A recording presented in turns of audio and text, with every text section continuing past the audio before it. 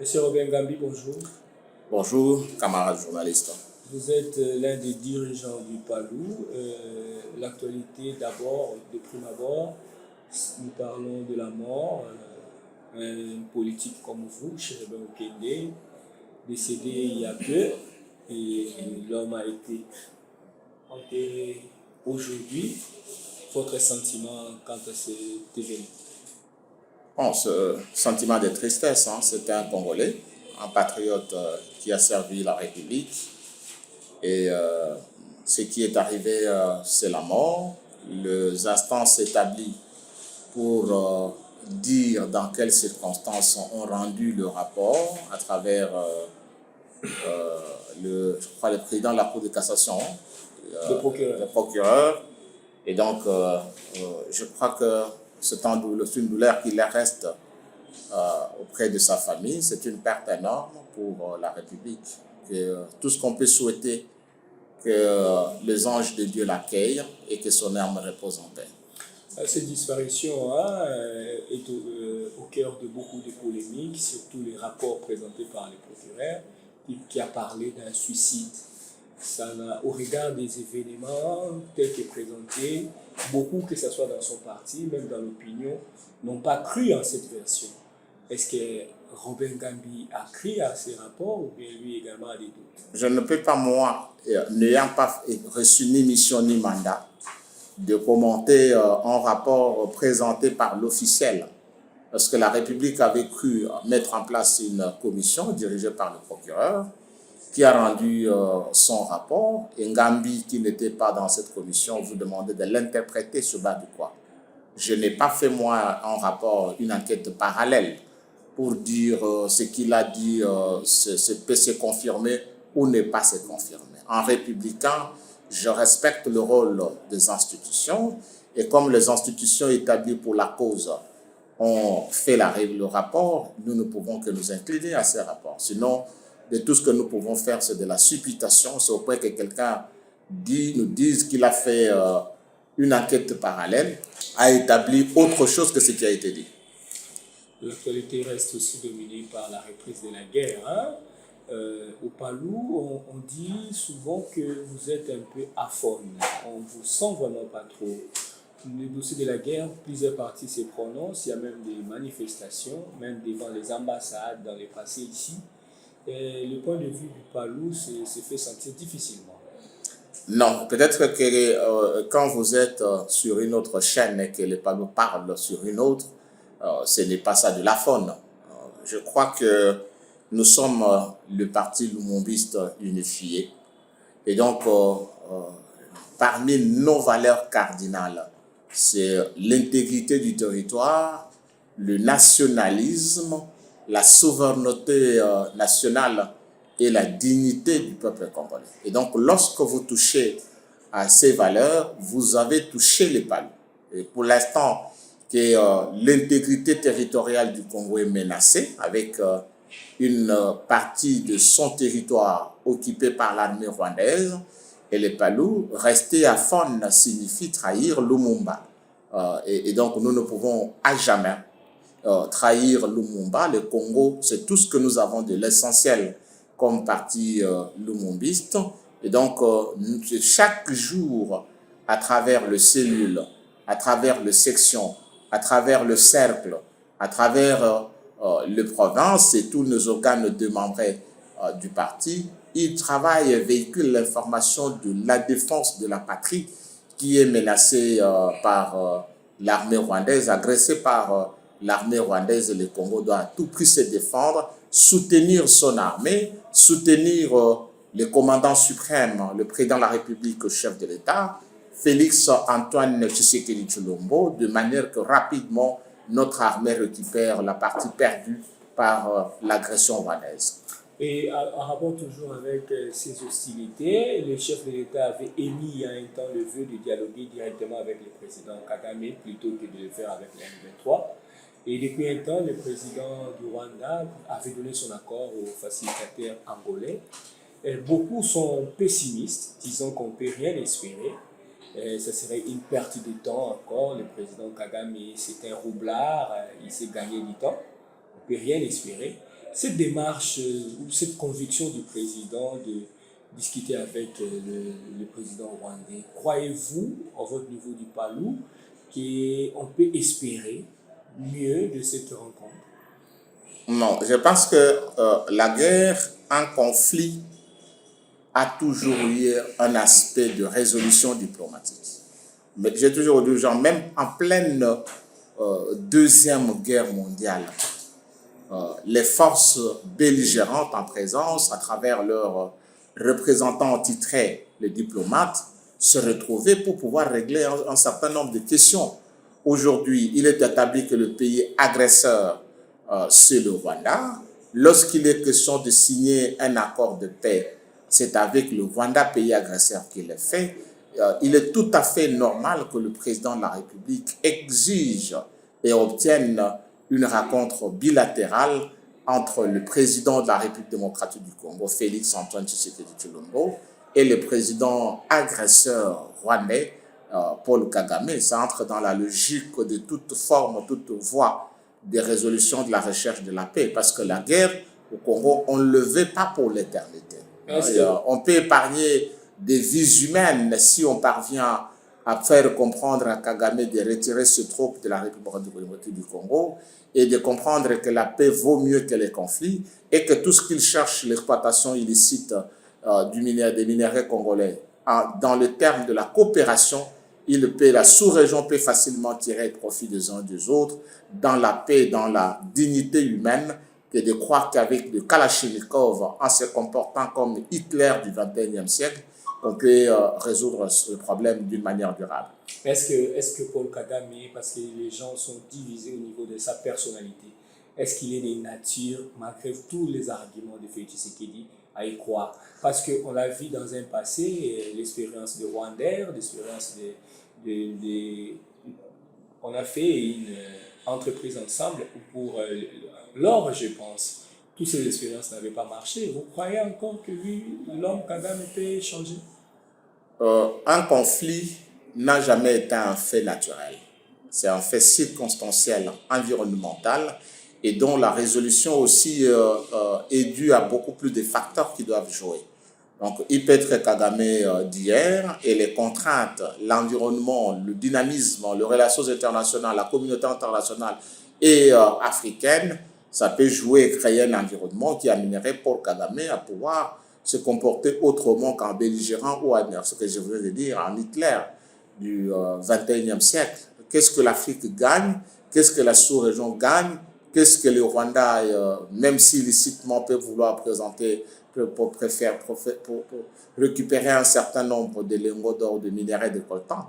Mais la paix a une exigence. Est-ce qu'on serait un homme responsable et content lorsqu'on vous parle de 10 millions de morts tués dans un pays étranger par votre armée? Je pense qu'il y a un moment où le Seigneur interpelle même les insensés pour leur faire comprendre la volonté. Tel a été Paul sur la voie de Damas. Mais quelle est la position du Palou parlant de la communauté internationale? On a vu l'Union européenne qui a signé pratiquement un accord au grand jour sur les minéraux, alors qu'on sait que le Rwanda n'a pas de minéraux. Bon, le Palou a condamné cette attitude de l'Union européenne, mais le Palou a toujours été dans une dynamique de l'autoprise en charge. Nous avons été formés dans une logique de dire c'est de toi-même, tu dois t'assumer et t'auto-prendre en charge. Et de toi, le ciel t'aidera. Et c'est pourquoi nous voulons que notre apport au président de la République, notre soutien à notre armée, les forces armées de la République démocratique du Congo, doivent constituer les éléments déterminants. Et pourquoi même les militants du Palou, la jeunesse du Palou qui s'enrôlent dans l'armée pour défendre la patrie, c'est ça qui doit être plus essentiel, tout en condamnant le comportement de certaines communautés internationales, de certains États de l'Union européenne qui permettraient de pouvoir signer des accords avec un pays non détenteur de minerais pour lesquels l'accord a été signé. Donc nous condamnons comme parti lumumbiste unifié et nous croyons à notre capacité congolaise, nous croyons à la détermination du garant de la nation Félix Antoine Tshisekedi Tshilombo. Nous croyons à notre capacité de nos forces armées de la République du Congo de manière à défendre notre République. C'est ça qui est essentiel pour nous. En rapport toujours avec cette question sécuritaire de l'Est, il y a encore un autre débat qui divise actuellement la société. Il s'agit de l'application de la peine de mort. Le gouvernement vient d'élever le moratoire, mais il y a presque un lever des boucliers de partout, que ce soit les cardinals, l'opposition, les aspects des droits de l'homme. Tout le monde s'accorde à dire que ces pouvoirs-là, c'est très tôt d'élever cette mesure, étant donné que même le président lui-même estime que la justice congolaise, elle est malade. Une justice pareille, on ne peut pas lui donner un tel pouvoir, sinon les innocents risquent de périr. Votre avis? Mais il y a toujours eu des gens qui ont été condamnés, même pendant le moratoire, à la peine de mort. Mais pas exécutés. Oui, mais au moins la condamnation existe. Hein, la condamnation existe, ils avaient été condamnés. Moi, je pense qu'il y a une manière de s'autoflageller. Ce n'est pas bien pour toutes ces associations au service des impérialistes qui pensent, vous comprenez, ce ne sont pas des agents qui sont autonomes. Ces ONG, l'Église catholique et le reste, ce sont des gens, des sous-traitants. L'Église catholique, vous avez dit. Ce sont des sous-traitants d'une volonté impérialiste et qui est rendue à travers des agences d'exécution dont des ONG qui n'ont qu'un financement, qui attendent tout de financement extérieur. Même l'Église catholique a toujours été la sous-traitance d'une volonté impérialiste occidentale. Donc, croire à tout prix ne voir que le mal. Même là où il faut corriger par une sanction responsable de manière à éduquer pédagogiquement les gens, aller plus vite à pouvoir affaiblir son propre pays, pendant que vous parlez de millions de morts et qu'il y a des acteurs de ces morts-là, pendant que vous parlez de pillage de minerais, vous parlez de pillage de la République et les auteurs sont connus et que vous les protégez derrière de faiblesses de sanctions, je pense que c'est irresponsable. Parce que le gouvernement n'a pas dit qu'il se mettrait à pouvoir distribuer gratuitement la peine de mort. Il y a des procédures judiciaires lorsque les faits sont établis et avérés et qu'on prononcerait la peine de mort en faveur d'un criminel, d'un traître de la République. Je crois qu'il faut pouvoir à un moment dire notre République mérite d'être considérée. C'est tout ce que nous avons comme pays, au lieu de pouvoir l'affaiblir à travers la sous-traitance d'une volonté impérialiste. Mais qui affaiblit les pays lorsque le président lui-même, magistrat suprême, estime que la justice elle est malade? Comment le président de la République, le président de la République, il n'y a pas que ça. Mesdames, si tu es condamné de 20 ans de prison, pourquoi on ne demanderait pas catégoriquement qu'on nous donne plus de dossiers à la justice? Pourquoi vous donnerez encore des dossiers à la justice parce qu'elle est malade? Parce que elle peut avoir des faiblesses, comme toute politique, comme toute institution à travers le monde. Notre justice peut avoir des faiblesses dues à certains facteurs exogènes comme endogènes, mais cela n'exclut pas que nous sommes une république et que parmi les institutions citées, nous avons des cours et tribunaux, tout en travaillant pour améliorer les conditions, l'environnement, mais également la justice qui devrait être rendue d'une manière juste. C'est ça nos institutions, nous devons le respecter. Donc, croire, critiquer les institutions, il faut supprimer catégoriquement le code pénal, il faut supprimer catégoriquement les tribunaux, mais s'ils existent, ils existent pour rendre justice. Pour un pays, ce qui est plus important de travailler, c'est d'améliorer. Il faut améliorer. Pourquoi, en se posant la question, pourquoi notre justice est malade? Quel est le traitement qu'il faut donner? Quelle est la solution qu'il faut donner de manière qu'elle réponde à la volonté que nous voulons? C'est ça qui doit être l'essentiel. Alors, parlons du PALU, parce que c'est un parti que vous dirigez. L'opinion, de manière générale, a suivi dans une chaîne de la place un procès entre vous et votre ancien secrétaire général que vous avez déchu, dont vous avez même récupéré les sièges. Beaucoup même se demandent qu'est-ce qui se passe finalement au sein du parti d'Antoine Gizenga. Vous êtes mieux placé pour expliciter. Alors, comme vous l'avez suivi, le parti lumumbiste unifié avait établi le constat que les PALU allaient disparaître avec un leadership faible, défaillant dans le chef de l'ex-secrétaire général que nous avions élu au deuxième congrès, Willy Matiachi, pour ne pas le citer. Et on ne pourrait pas laisser aussi un patrimoine national comme le Palou disparaître par le fait de l'incapacité d'un individu. Les hommes passent, les institutions restent. Le Palou devrait travailler pour récupérer sa place dans l'échelon. Et donc, la décision avait été prise de pouvoir le déchoir de ses fonctions de secrétaire général.